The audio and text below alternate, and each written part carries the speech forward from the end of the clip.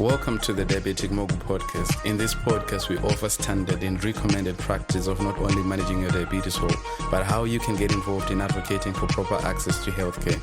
Join us in this season as we host various guests within the diabetes community from around the world, both from people sharing from their lived experiences as people living with diabetes and healthcare providers. I'm your host, Tino Tendazigid, a patient advocate, a Toastmaster, and a financial intelligence expert with the vision of empowering, educate, inspire the diabetes community in the best way I know how. And to do this, I write articles as a way to pay it forward and host a podcast. And I encourage you all to get involved, get engaged, and come up together to create the change that we need.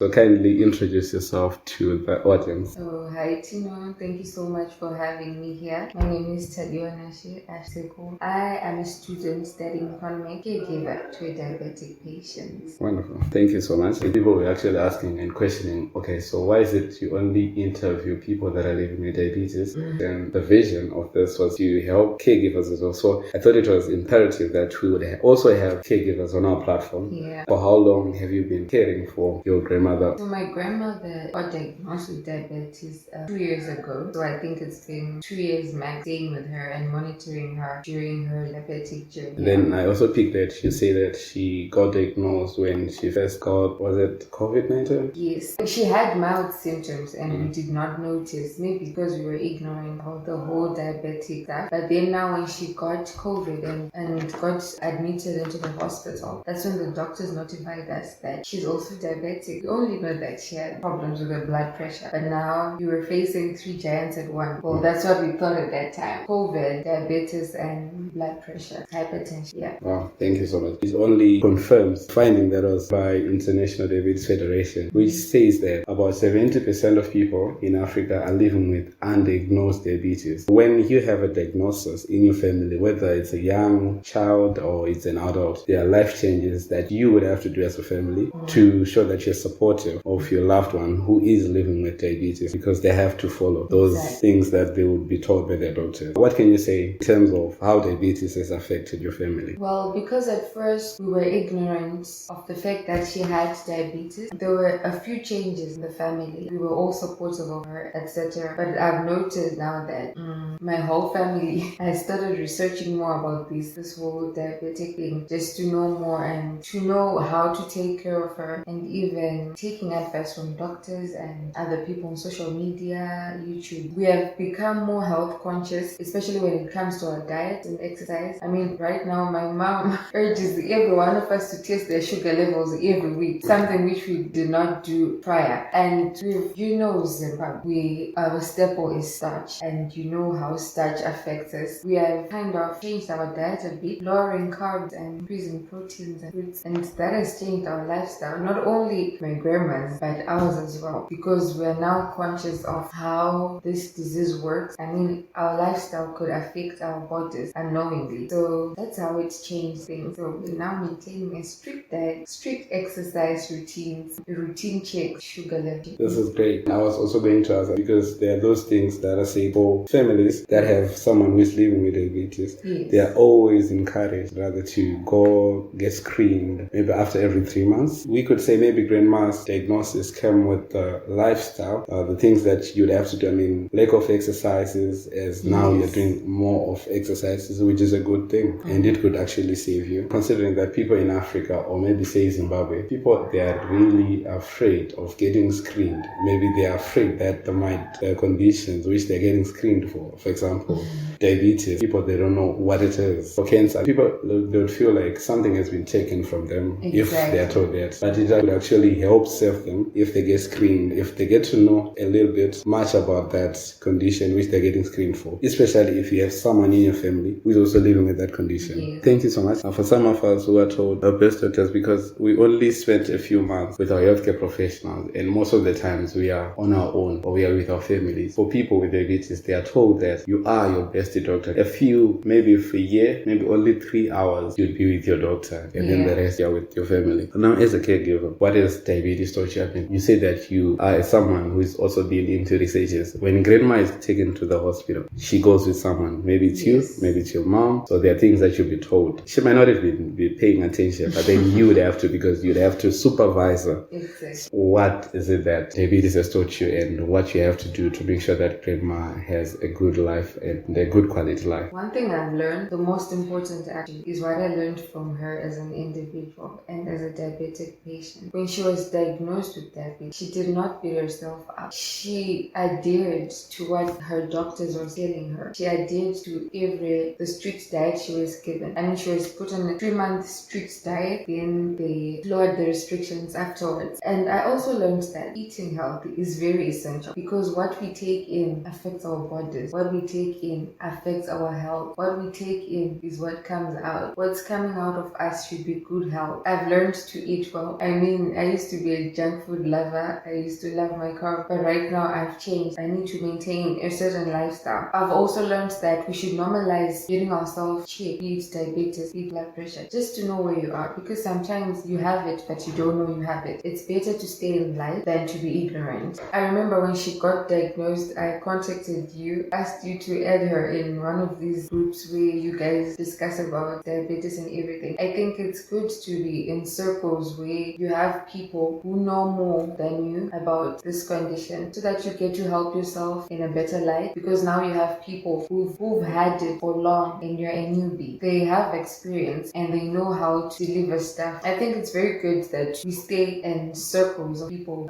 with the same condition, so that we help each other more. I mean, we might not know it all, but we can help each other in staying in these circles. And research is very essential, because the condition just came. We didn't know much about it. So we had to research how we make meals for a diabetic patient, at how much intervals she's supposed to take food, what kind of food, amount, etc. So research is very important. I think I can say that those are the few things I learned ever since we started this diabetic journey. If you have someone, if your family, they are also conscious of the things that you need to do. There are so many changes that they would have to do. And then if you see that they are also, the support is huge if it's coming from your family. If they're doing the things that you need to do, they're not just preparing different dishes. For some people, it could cause problems to say, if you're having to prepare so many pots, to say this is for, emotionally it disturbs them to say, okay, so what's different really? But really they are not different. But if you know what you know, if you're like researchers, as you said, researchers is very important, because if you research, you know what to do, what not to do, and how to have, if you're going to eat a cake, because for people with diabetes, they can actually have a cake, a slice of cake,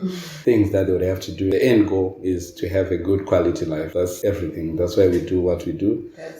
So we maintain and we live long. We should not have to live short lives because of conditions, with our failure to manage. Yeah, here we are. Like as it is, we are discovering this because of our experiences, the things that we are seeing, the things that we are told by our doctor. Diabetes is unpredicted. For me, I mean, there are 5 people living with diabetes. They're using different insulins. If they eat the same quantity of food, the reactions, it would affect them differently. So diabetes is really unpredicted. You're told different things by your doctors, depending on the person. That's why they say even the care of people should be individualized, because it's different. We are different people, right? So at times the numbers, they do not even add up. The food you ate it today, then your blood sugars would range in a certain level, and then you eat the same food tomorrow, it might actually spike or it might actually go low. Things that you've been following, at times things are actually in check. You're doing well. There are times when things go sideways. What do you usually do when grandma is not okay in terms of blood sugar management? Blood sugar management has been a challenge to us, because at first we were completely clueless as a family. We were clueless. We didn't know what kind of food she was supposed to eat, the quantities, and at what intervals. So because of that now, she also was a patient that was coming out of the hospital, COVID diagnosed patient, now with diabetes. We didn't know what to do. But over time, with research and being a friend of her doctors, we've come to realize that through the help of her doctors and other diabetic patients, we can make certain foods for her, give her certain quantities as prescribed by a doctor, so that we don't have much variations in the blood sugar. Our doctor urged us to maintain a certain level. So that's the one we yearn to maintain. That's why we test the blood sugar every week, so that we see if we are maintaining that level. So it can be very unpredictable with weddings and parties here in Zim. She goes out. She just wants to let loose and eat. But now her sugar levels rise. It's a challenge. Yeah, So we try by all means to monitor her. When she's going into a space where they're going to be cooking food, we make sure she eats right. We make sure she eats what she's supposed to eat, because it can be very unpredictable for sure. Definitely. But we stick to what her doctor told us. Wow, which is a good thing. Which is a good thing. Thank you so much. Yeah, it's good if she has people that are supporting her, people that are watching her. Yes. There are other people that know that they have diabetes, but they have never gotten access to get tested, rather in a medical facility, but they know they have it. They're just living by the grace of God, maybe by just doing what we call diets, just monitoring their diets. It's just happening because they don't have access to the things that they should, and there are not people that are watching over them to support them in the way that they should be supported. Yeah, true that. Now, considering that you are a caregiver, almost everyone, a family member who is living in a family with someone with diabetes, and if you're involved in ABC, doing whatever that is you do to care for that person, if you're cooking for that person, you're a caregiver for that person. Yes. So, like, considering that you're a caregiver with someone who's living with diabetes, and from your knowledge you have acquired on your own, from your researches, things that you've seen from people that are living with diabetes that are in your circle as well. So how can you tell that person is probably diabetic? How can you tell in such cases? Well, years back, she used to be an energetic person. She's a bubbly soul. She used to be very energetic, but as years went by, we noticed she was constantly fatigued. She was constantly tired. She was constantly hungry, but we just never thought it was something serious. And she would sweat when she was hungry and quickly go to sleep. I mean, that was alarming, but we just never took it seriously. And she went to the bathroom more often. She was getting thirsty more often, something which she never used to be. She wears glasses because, she's aging. But then now her vision got blurry. Now that was alarming. Yes. And then COVID happened. Then she got diagnosed. But prior to the diagnosis, those are the conditions. She had a sister who had type 1 diabetes, who had almost the same symptoms. But we figured it out later. That this could have been diabetes. Well, after the diagnosis, it's just something we never saw coming. But those are major symptoms I noticed on her prior to the diagnosis. Thank you so much for paying close attention. By you saying type 1 diabetes, you already know